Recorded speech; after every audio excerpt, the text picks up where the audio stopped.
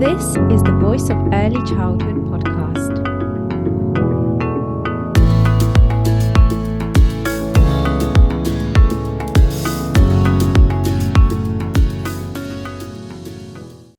Hiya, just a really quick message from me.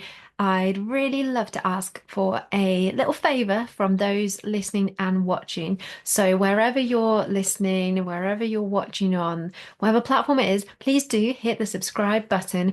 This really helps the Voice of Early Childhood to continue putting out those thought-provoking episodes and continue making sure that we share those diverse voices and give you the topics and guests that you want to hear from. And for those of you who already subscribe, thank you very much. This helps so much. And everyone, thank you for listening, watching, and supporting the Voice of Early Childhood.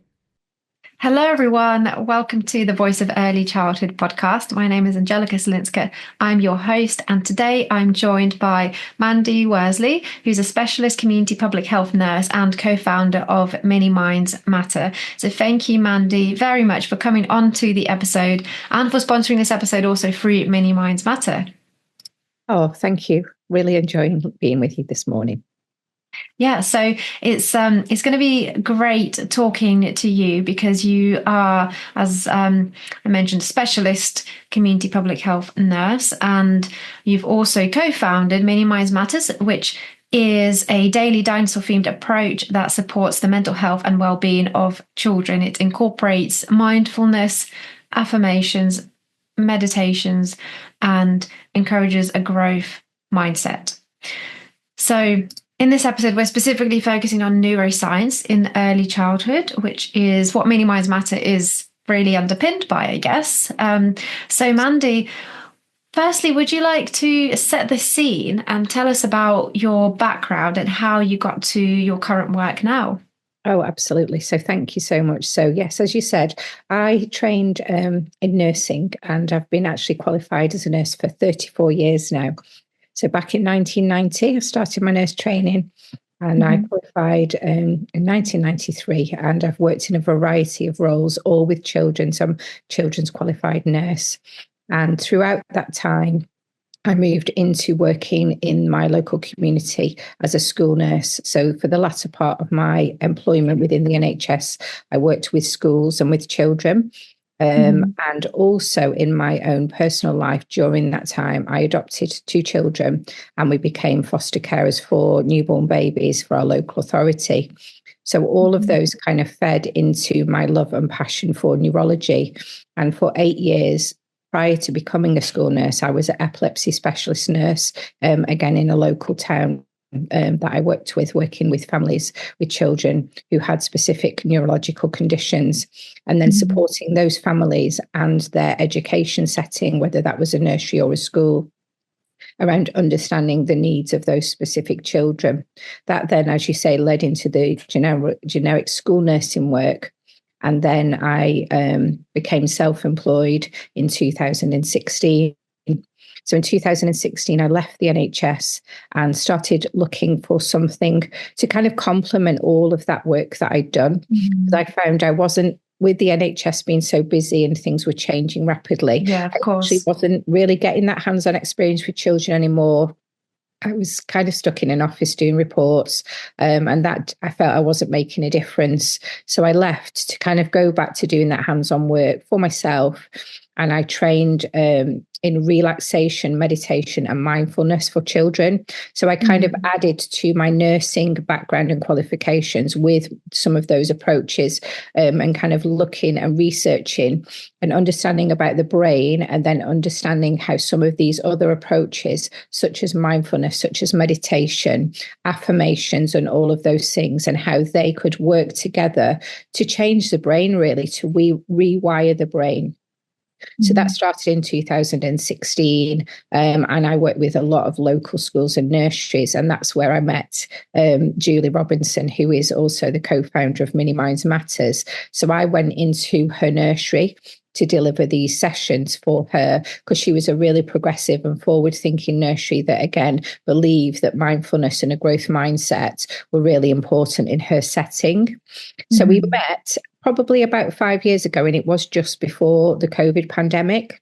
Mhm. So I would go in and deliver regular sessions with different groups of children within her nursery. And she loved what I was doing. And the training I'd had was more for, I would say, primary and teenagers. So Okay. we were adapting that work Hmm. between us to fit the early year setting.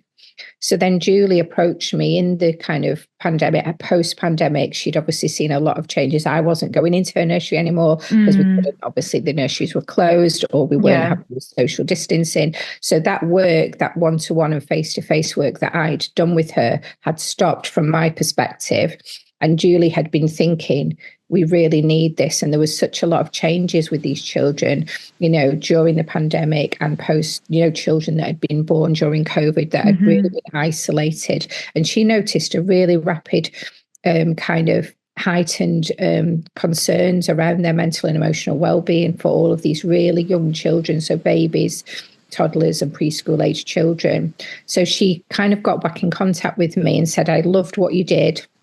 Can we create something specific for preschool and nursery age children? So Mini Minds Matters was born at that Hmm. time, and we put our minds together.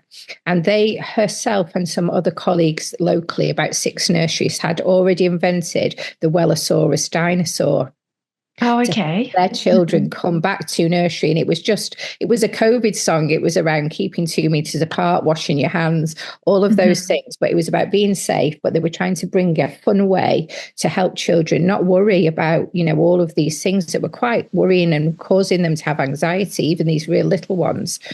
So Hmm. I kind of said to her, well, can we use that dinosaur, as a start? Or are the other nurseries happy for us to kind of take him on as our mascot? So that's where we started. And then we created 12 friends for him so that every single month the nursery would have a different dinosaur to work with. So we invented Relaxosaurus, Calmasaurus, Helpfulasaurus, etc., etc. Hmm. So there was one for each month of the year. But we also bringing in my neurology elements. That's when I Hmm. started looking at the brain. So I'd, as I say, worked previously for about 5 years prior to that with schools and school children, and we would talk about their brain and, the Hmm. relaxing part of the brain, the calm part of the brain, obviously their thinking part of the brain and their emotional part of the brain. So we wanted to obviously help and make that more accessible to really young children. So how do you talk neurology to young children? How do they Hmm. understand? We wouldn't, obviously, like you say in my article, we talk about the amygdala, the prefrontal Yeah. cortex and all of that. Those words aren't going to resonate with little children. And it doesn't actually resonate with a lot of us or adults, That's their true. Yeah. parents, primary age children. So we really wanted to have a little description of the brain that the children could really understand, parents and carers could understand. And then when you understand your brain, you then are able to act, react, understand your emotions, your thoughts, and your feelings, and integrate different activities throughout your day and your life to change and Hmm. be in control and help to regulate those emotions. So we created the three of the dinosaurs of the 12 became the kind of descriptions of the brain. So Okay. our thinking part of our brain, obviously, would be known as our prefrontal cortex, but we call it Calmasaurus.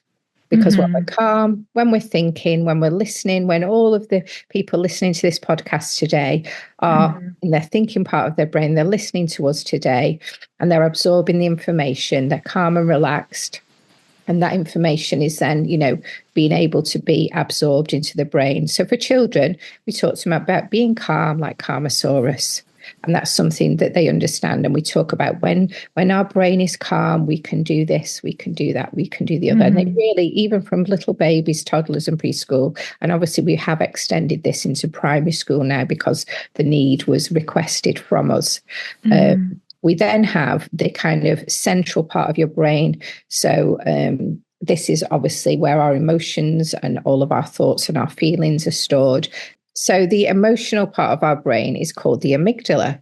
But again, we're going to link it to a dinosaur, and we've linked it to Hmm. Activeasaurus, because when we're Hmm. actively happy or actively sad, we have all of these kind of feelings running round in our head, don't we? And we Mm. can feel kind of Yeah. busy, busy, busy. When our mind is busy and active, whether that is a positive feeling of excitement and joy and all of those things, or whether that is feelings of worry or stress or illness or upset, our brain is active. So we called it Activeasaurus, which Hmm. is again a really fun way for the children to understand their brain. So are we Calmasaurus today? Or at this minute or this moment in time, are we Activeasaurus? And then the Hmm. last part of our brain, the hippocampus, is our memory. So again, when we store things in our memory, when we retain things, and when we recall things from our memory, that is a really, really helpful part of our brain. So we called it Helpfulasaurus. Oh, Hmm. So it's really about translating all of these neuroscientific terms into a language that children can understand, isn't it? Like, well, like you said earlier, and even adults as well. So it's fantastic. And I guess what I was going to say at the beginning as well, when you were telling us about your journey, I guess, into Mini Minds Matter, is that it shows that it's so important and so valuable for different minds to come together, I guess, and different areas and different sectors as well. So, like yourself and Julie working together and bringing your expertise and experience and everything that you've done, your knowledge with Julie's and her teams, and putting that together and creating something so, so valuable. It's so important to absolutely. be able to do that.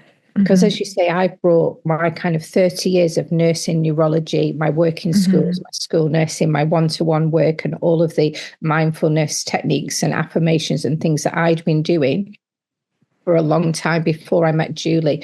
So Julie brings 20 over 20 years as an early years practitioner. Hmm. She owns her own settings. And so together, her knowledge and my knowledge obviously just really, really strengthened Hmm. the need for mini minds, the impact that we can have, the reach that we can have. And as Hmm. you say, when we join together then to create the mini minds approach, I'm Hmm. obviously inputting, as you say, that kind of nursing and neurology and kind of mindfulness element. And Julie's bringing all of the education and the growth mindset work from her Mm. own teaching background and her own lived and hands-on experience of being a really successful nursery owner, and obviously living and working with those children every day. So we were able Hmm. to write a curriculum, we were able to write an approach, which obviously is available to all nurseries across the Hmm. UK and the world. Actually, we have nurseries, military nurseries have taken up the approach over in Greece and America Oh, and things wow, like that. fantastic. So that's really exciting because, again, what we created was a very, very simple. As we went, if we discuss the brain, we've kept it really simple. We've got 3 dinosaurs: Hmm. Kindsaurus, Helpfulasaurus, Happyasaurus, and these are all really, really simple things. And the actual mini minds approach, we've kept that really simple. It's a practical toolkit, if you like, for nurseries to engage children on a daily basis in what we would call a mini mindful moment. Hmm.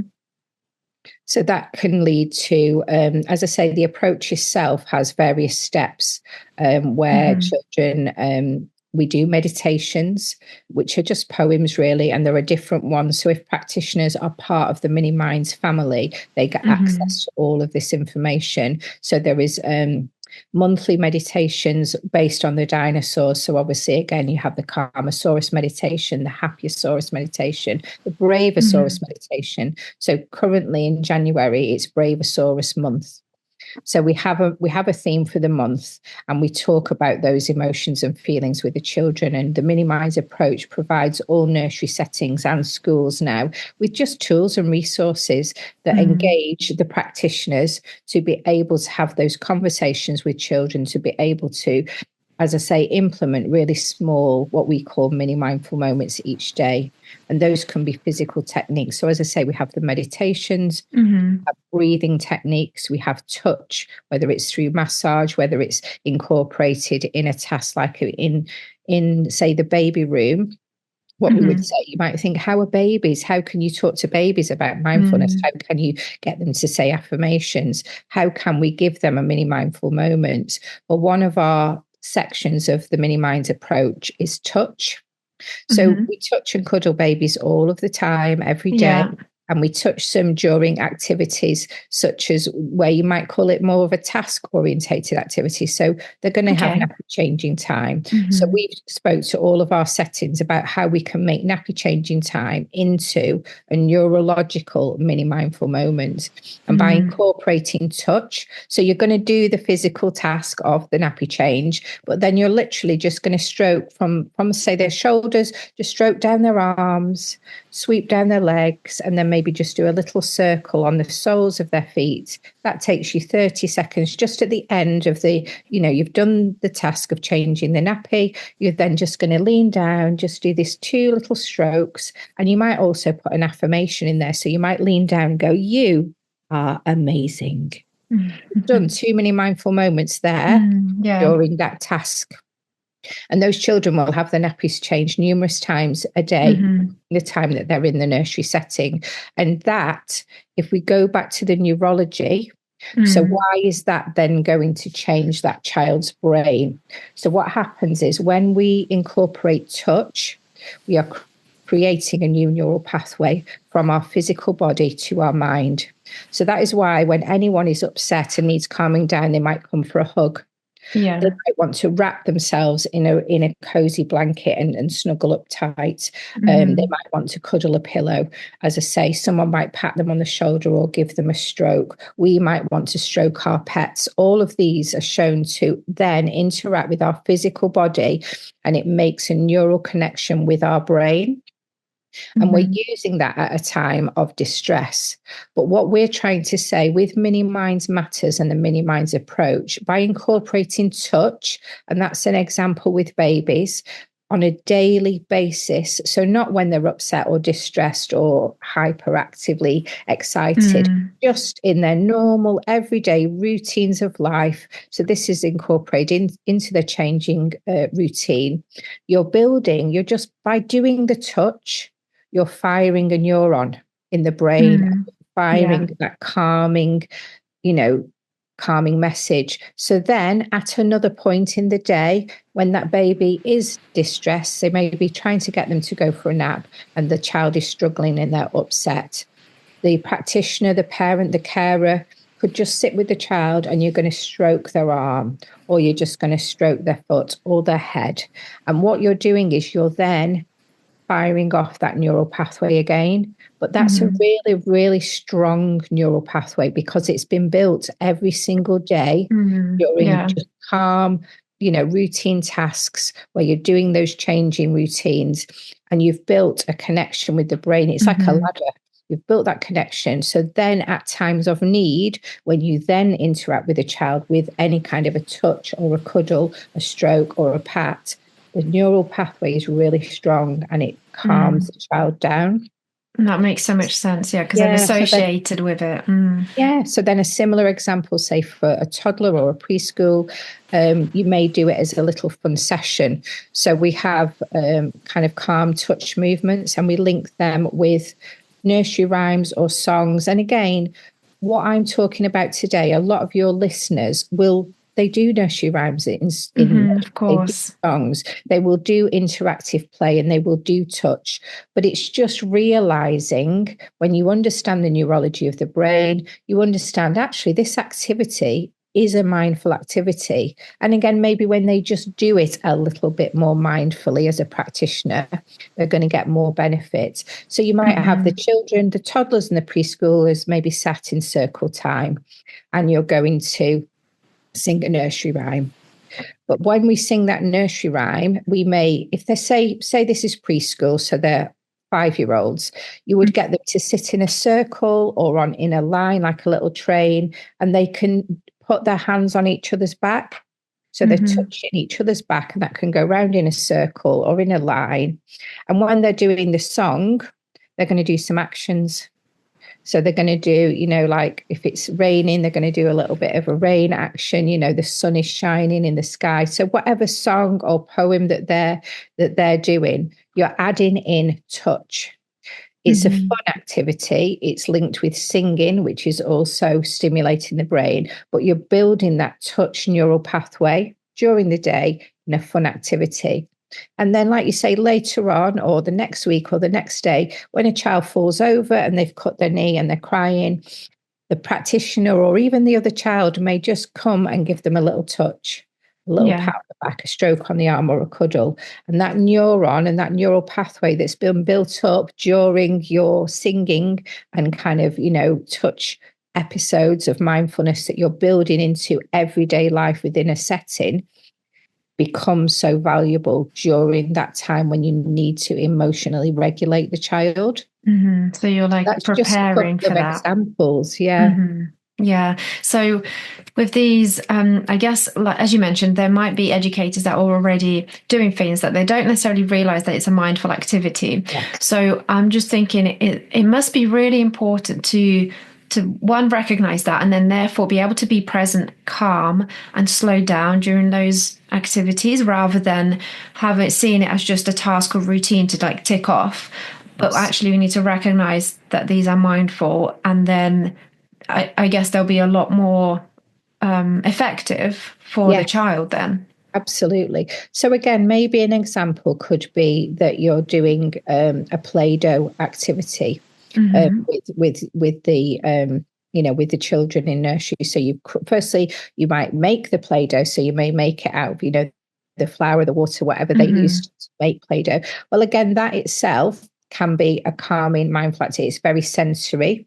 So again, when Hmm. you're touching and molding the Play-Doh, when you've actually got the dough, again, one of the other mindful sessions within Mini Minds is about your senses. So, what can you see, touch, taste, or smell? So, again, Hmm. with, say, the Play Doh activity, you may add in an essential oil such as lavender. And Yeah. then it's got aromatherapy.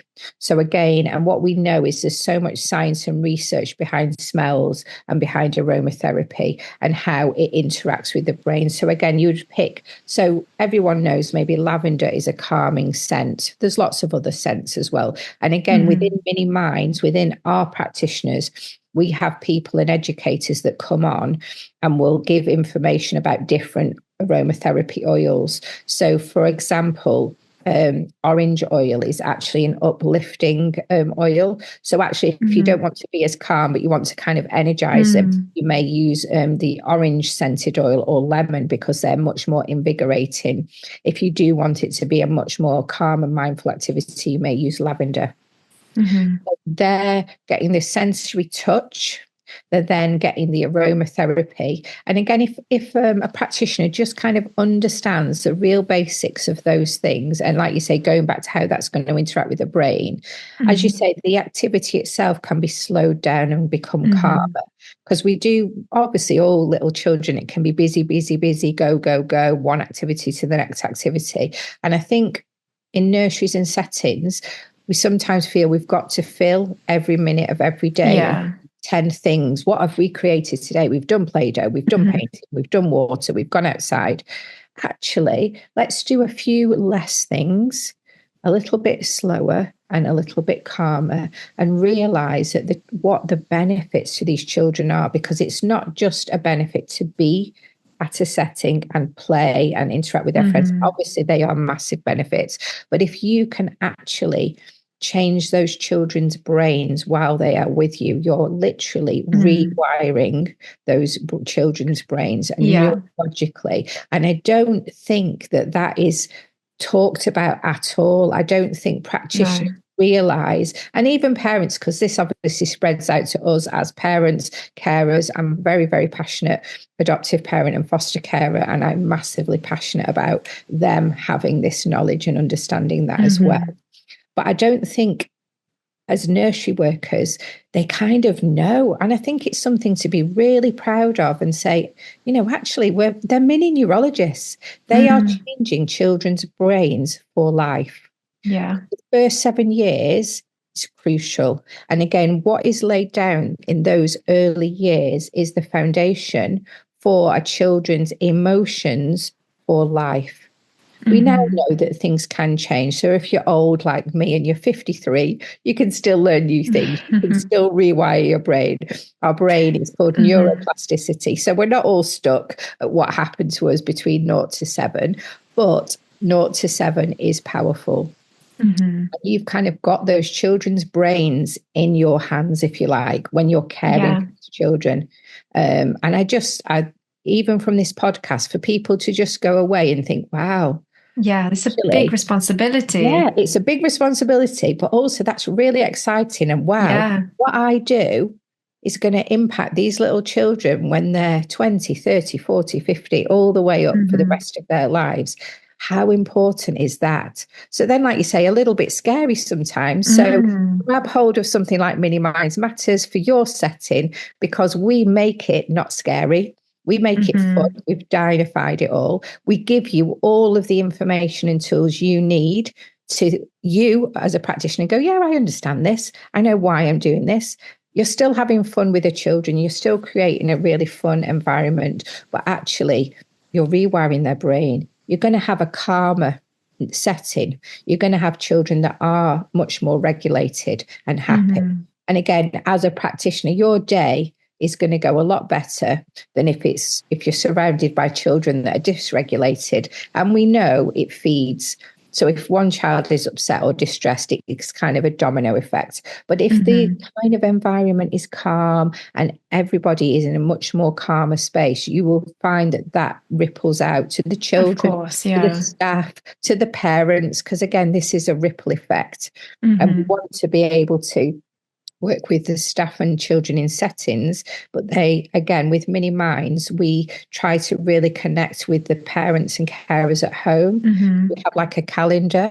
So there's a little mini mindful moment every day. So at the beginning, so it's Braveosaurus in January, and all of the Hmm. settings that work with us that are Mini Minds partners get this calendar as part of their online digital platform. And a lot of them email them out to their parents, or they print them off and they're in the reception for children when you need collection and drop off time.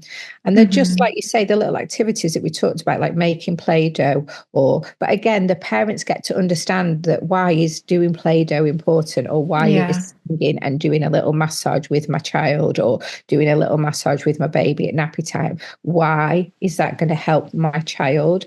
And why is that going to help me as a parent? Because again, they learn about their brain. Hmm. They change. We all change as well, because we become more regulated because we're all human Hmm. beings with our own set of emotions. But by taking on board these mindful moments ourselves and implementing them in our own lives, we then become more mindful practitioners for the children Hmm. as well. And everything that you're saying as well here, I was just thinking links so much to relationships, from that relationship between the child and the practitioner, and the relationship between the parent or carer and the child, and also the relationship between the educator and the parent or carer. So I guess that's what you write in your article about as well, in terms of those protective factors, and one of them is strong relationships, and obviously initially having those secure attachments when as the child is growing up, and that kind of at birth, from birth really, and even before birth, I guess. Absolutely. I mean, I'm really, really passionate about attachment again, because Mm-hmm. obviously my personal background is as an adoptive parent. So Mm-hmm. 20 years ago, my son is 20, my daughter's 18. I started Mm-hmm. learning and researching that for my own personal journey into parenthood, and then growing and learning with my children as I go along, and then taking that out into my workplace within nursing at the time, and then within my private practice, as a calm mind consultant. So that's what I've done. And then, as I say, we do foster newborn babies. So Mm-hmm. attachment is so important. And I think, again, people don't understand. And again, we kind of have some training within Mini Minds around the basics of attachment, because we're talking about settings and people are leaving their children with other caregivers. Yeah. That doesn't have to be negative, because if a child has a secure attachment to a main caregiver, usually a parent or carer, um, they can then transfer that attachment to on a daily basis their caregiver within a setting. Again, that's why Mhm. it's really important to maybe have key workers and obviously try and have consistent Mm. staff within your setting, because that will help children to be securely attached, feel calm and feel regulated. And Mhm. again, that then feeds in. So you may come across children that don't have that secure attachment at home. It's never been Mhm. formed for whatever reason.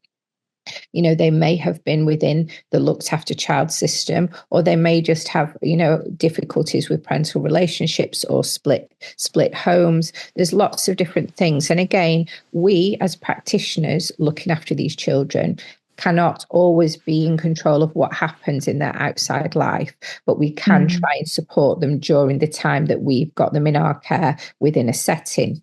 So if you understand or just see that a child is struggling to attach, all of these things, again, when I trained and worked in adoption, they have a training called Safe Base, the Safe Okay. Base. And that's about building that safe base. And it's very, very similar to this. And some of that knowledge is what I've brought into Mini Minds. Mm. And that is around the play therapy and just playing and having fun, which is what nursery is all about. You are building those brain, you are building bonds of attachment.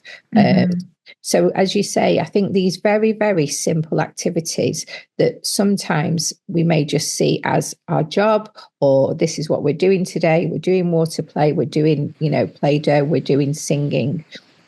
They're so much more. They're so fundamentally powerful. And if our practitioners listening on this podcast can just have a little insight into why do I do something? What Mhm. difference does it make? And how am I then supporting that child's emotional well-being and regulation?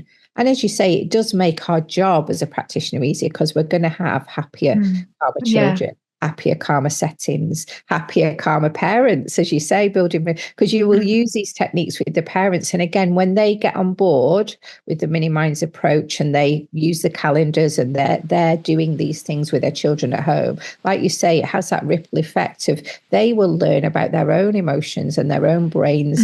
So Mhm. you won't have some of those difficult, sometimes confrontational conversations that you have with parents, because they're stressed Mm. and they're running Yeah. and they're dropping the child and they're picking the child up, or you're having to ring them to say their child's unwell and they're at work, and everyone's emotions can be really heightened, Mm. can't they? But if a setting is working mindfully, you will Mhm. start to see all of those relationships, as you were saying, build strong relationships. You will Mhm. end up with happier staff. You will have more staff retention. You will have, longevity within your settings. And like I said, that again is really important for children, to have key Mhm. workers and have regular members of staff that they build bonds of attachment with. So it's actually massive, and it's actually so Mm. Yeah. powerful, really, the work that we Mhm. do. Yeah, definitely. From everything that you've said on this episode and what we've already heard, Julie and Charlotte discuss on the previous episode, it's definitely showing just how massive of an effect things like mini minds matter could have on children, families, and practitioners. And it's just kind of about embedding that mindful approach into everything you do. It's not just we've got, like, you said, we've got a calendar and this is the month and we'll do some activities. It's not like that at all. So much bigger. It's Yes. really ingrained in everything that you do, the way you think, the way you interact with others as an educator, for instance, but also with yourself as well. Yes, absolutely. And that's the power and the beauty of it, as you say, because we can do things like you say, we could give you a calendar, we could give you activities to do every day, and people could undertake those tasks, if you like. But by Mm-hmm. having a real underpinning knowledge, as you say, and that all of this stuff comes from research. If we go back to attachment theory, that's John Bowlby in the Mm-hmm. 1940s. Do you know what I mean? We're going right back to what does attachment theory mean, going all the way through to modern day, because we're learning, we've learned more about the brain in the last 10 years than we've known, in like the last Mm. 100 years. We're learning and Yeah. changing so quickly. Also, our world is changing. I know we don't Mm-hmm. like to always think about the COVID pandemic, but the massive impact that had on children's neurology, on Mm-hmm. families, on practitioners. And there is a knock on effect of that. isolation at that time and all of those things. And that will span those children's lifetimes. But we can reverse it, if you like, by doing some of these really simple things. And just like you say, having that real simple understanding. There is lots and lots of education out there. There's lots of stuff on neurology. There's lots of training courses.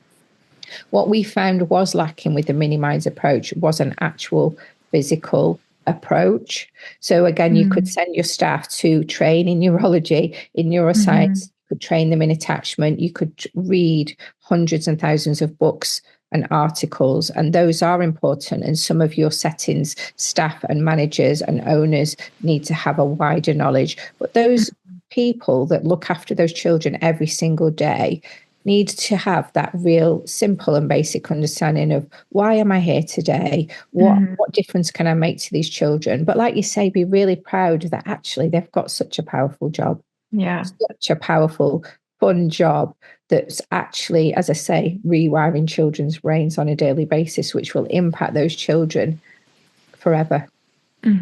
I think that's probably a really nice note to kind of finish on and wrap everything up on. Thank you, Mandy. It's been great hearing an insight into neuroscience, neurology, and you discussing the different areas of the brain and simplifying that and linking it to obviously mini minds matter and how we can all, especially children, we can all understand the brain and support children in understanding the brain.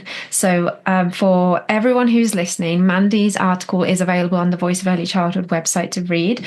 It's brilliant. It covers so much, including some of the things that Mandy mentioned. So for instance, the critical areas of the brain and mindfulness practices linked to the brain areas, like Mandy included some examples here as well. Protective factors, which we touched on too.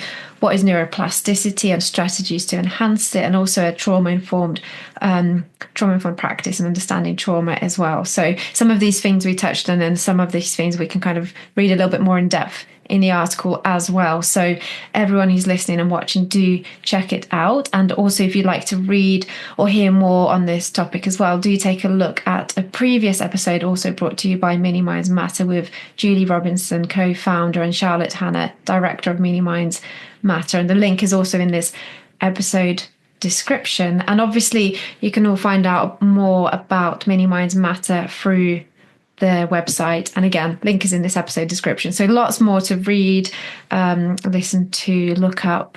And yeah, finally, Mandy, thank you very, very much for sharing your knowledge and experience. It's been great to share this space with you, and I'm sure we'll hear from you again. It's been an absolute pleasure. Thank you so much.